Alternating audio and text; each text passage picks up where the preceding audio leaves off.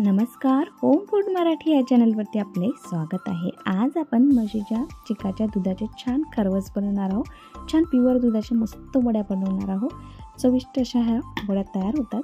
चला तर रेसिपीला सुरुवात करूया। त्यासाठी बघा मी अर्धा लिटर म्हशीच्या चिकाचे दूध घेतलेले आहे। आता हे संपूर्ण दूध आपण हे गाळून घेऊया। यामधील काही कचरा वगैरे असेल तर ते निघून जाते। बघा संपूर्ण दूध मी अशा पद्धतीने गाळून घेतलेलं आहे। त्यानंतर आपण आता चिकाच्या वड्याचे साहित्य पाहूया। बघा अर्धा लिटर दूध घेतलेलं आहे आणि थोडासा केसर घेतलेला आहे। अर्धा चम्मच विलायची पावडर घेतलेली आहे आणि 1 वाटी मी साखर घेतलेली आहे। एवढी साखर चिकाच्या खरवसासाठी व्यवस्थित हे प्रमाण आहे। आता ही साखर घालून घेऊया आणि साखर पूर्णपणे विरघळेपर्यंत आपण मिक्स करून घेऊया। तुम्ही याची सुद्धा साखरची पावडर सुद्धा तुम्ही बनवून घेऊ शकता। बघा अशा पद्धतीने आपण आता पूर्णपणे हे साखर विरघळेपर्यंत आपण फिरून घेऊया। त्यामध्ये आपण थोडंसं त्यामध्ये विलायची पावडर आणि केसर थोडी घालून घेऊया। त्यामुळे आपल्या खरवसाला रंग सुद्धा छान येतो आणि चव सुद्धा छान येते। बघा अशा पद्धतीने आपण पूर्णपणे मिक्स करून घेऊया। या खरवसामध्ये मी वरून दूध सुद्धा घातलेले नाही आहे। तुम्हाला जर दूध घालून खरवसाच्या वड्या बनवायच्या असेल तर यामध्ये तुम्ही 1 कप म्हशीचे साधे दूध सुद्धा तुम्ही घालू शकता।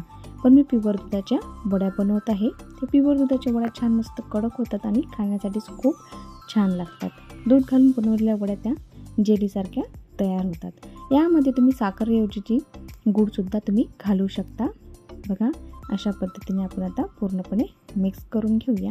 बघा आता आपली साखर पूर्णपणे विरघळून झालेली आहे। बघा दुधाला रंग सुद्धा छान आपल्या आलेला आहे। अशा पद्धतीने एकदा खरवस तुम्ही नक्की बनवून बघा। आता आपलं दूध तयार झालेलं आहे। आता आपण एका डबा घेणार आहोत। तुम्ही कुकरचं भांडं सुद्धा घेऊ शकता। बघा अशा पद्धतीचा मी एक डबा घेतलेला आहे।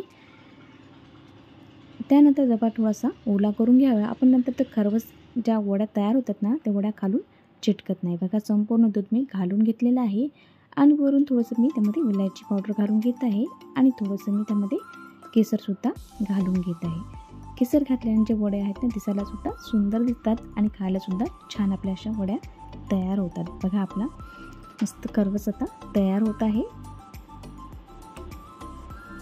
वरून थोडासा मी त्यामध्ये केसर घालून घेत आहे। बघा आता या डब्याला मी झाकण लावून घेत आहे। बघा झाकण लावून घेत आहे त्यामुळे जे वरून जे वाफेने पाणी तयार होतं ते आपल्या खरवसावर पडणार नाही। अशा पद्धतीने आपण झाकण लावून घेऊया। मी गॅसवरती आधी 15 मिनिटं आधी इडली पात्र गरम करायला ठेवलं होतं। गॅस आता आपण स्लो करून घेऊया आणि हा डब्यात ठेवून देऊया। त्यामुळे आपल्या हाताला वाफ लागणार नाही। आता आपण मंद आचेवर 20 ते 25 मिनिटं मस्त खरवस आपलं तयार करायला ठेवूया। 20 ते 25 मिनिटांनी बघा आपण मस्त आता खरवस पाहूया कसं झालेलं आहे। बघा आता डबा खूप गरम आहे। कापडाच्या साहाय्याने डबा काढून घेत आहे। बघा आता डबा खोलून घेतलेला आहे। बघा किती छान मस्त आपलं असं खरवस तयार झालेलं आहे। पण तुम्ही खरवस हे अर्धा तास संपूर्ण थंड झाल्यानंतरच तुम्ही डबा खोलून खरवस कट करायला घेऊ शकता। पण आता माझ्या बाळाला खरवस खाण्याची खूप घाई झालेली आहे। बघा खरवस हे चेक करून पाहिलेलं आहे। खरवस पूर्णपणे मस्त शिजलेला आहे। अशा पद्धतीने बघा हव्या त्या आकाराच्या तुम्ही वड्या आपण कट करून घेऊ शकता। बघा अशा पद्धतीने आपण आता वड्या कट करून घेऊया। हे खरवस अगदी गरम आहे।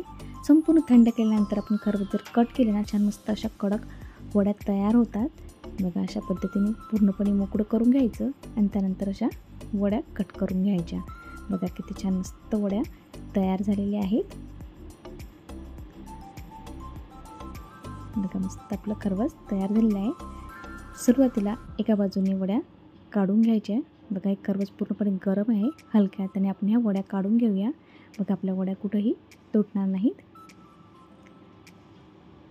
बघा अशा हलक्या हाताने आपण वडी काढून घेऊया। बघा मस्त आपली वडी बघा किती छान तयार झालेली आहे खरवसाची। बघा अशा पद्धतीने वडी मी काढून घेतलेली आहे। अशा साईडच्या 2 वड्या आपण काढून घ्यायच्या। बघा मस्त वडी बघा तयार झालेली आहे। आता दुसरी वडी सुद्धा आपण अशाच पद्धतीने काढून घेऊया। आणि सराट्याच्या साहाय्याने पूर्णपणे ज्या आता या वड्या आहेत पूर्णपणे मोकळ्या करून घेऊया. बघा पूर्णपणे वड्या निघाल्या आहे. कुठेही आपली वडी बघा तुटलेली नाही आहे. बघा किती छान मस्त आपल्या वड्या तयार झालेल्या आहेत.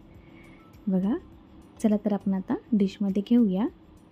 आपलं खरवस मस्त आता खाण्यासाठी तयार झालेलं आहे. अशा पद्धतीने तुम्ही खरवस बनवून फ्रीजमध्ये ठेवल्यानंतर 7 ते 8 दिवस तुम्ही आरामशीर खाऊ शकता.